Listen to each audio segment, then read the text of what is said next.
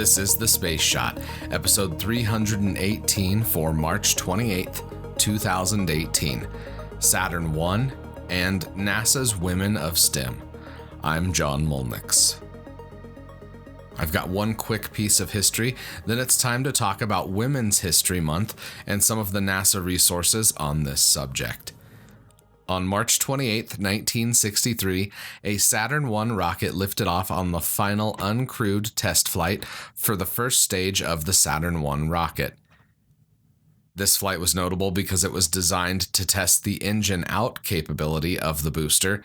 Engine number 5 cut out during the launch, and the flight continued as the 7 other engines on the first stage of the Saturn I continued to fire.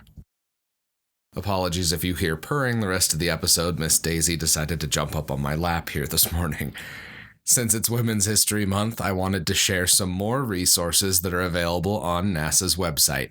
Back in episode 298, I talked about International Women's Day and some of the women in NASA's history. Check out that episode if you're new to the podcast. What I want to talk about today is a NASA website that has some excellent content for educators and members of the public alike. There are profiles on women in science, technology, engineering, and math, as well as stories related to NASA's mission. One of the things you should check out is an 8-minute long video titled Mission Possible: Women of the Hubble Space Telescope. It goes over the history of some of the women that are involved with the Hubble Space Telescope.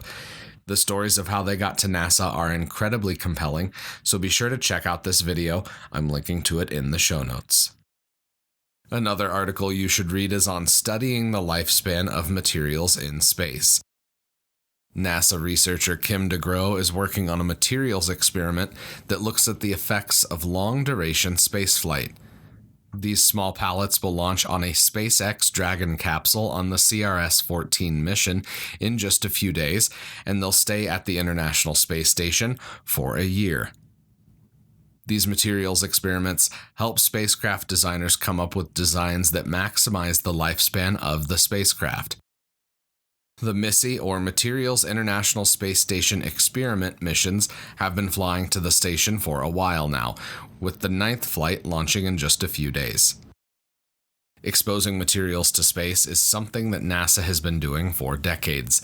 It's crucial to understand how metals, polymers, and other materials react with the low Earth orbit environment.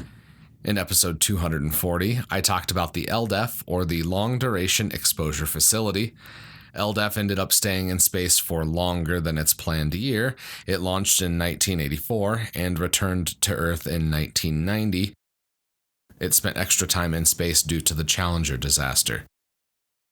Lastly for today, check out Kate Rubin's Space Station Science Scrapbook.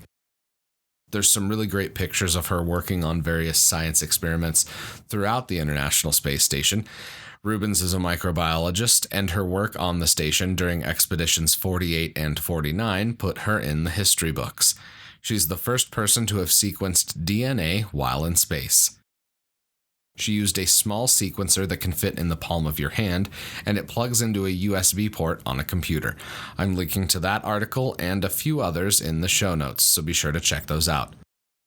I'll also be linking to Rubin's biography in the show notes, as well as some pictures from one of the EVAs she performed during her time at the station. I hope all of you have a fantastic rest of your day. I appreciate each and every one of you that listen to the podcast every day. Since you're here, and I've got your ear, give me 30 seconds of your time. I'd be incredibly grateful if you could share the podcast with your friends and family. Tag one of them and let them know about your favorite episode. I'd also really appreciate it if you could venture into the Apple Podcasts app or your podcast app of choice and leave a review for The Space Shot. A steady stream of reviews helps ensure The Space Shot is more visible in the Apple Podcasts app. As always, the show notes have more information on today's episode.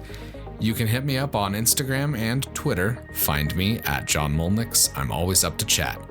You can also connect with me on Facebook. Just search The Space Shot or check out the links in the show notes and you'll find me. I'm John Molnix, and I'll catch you on the flip side.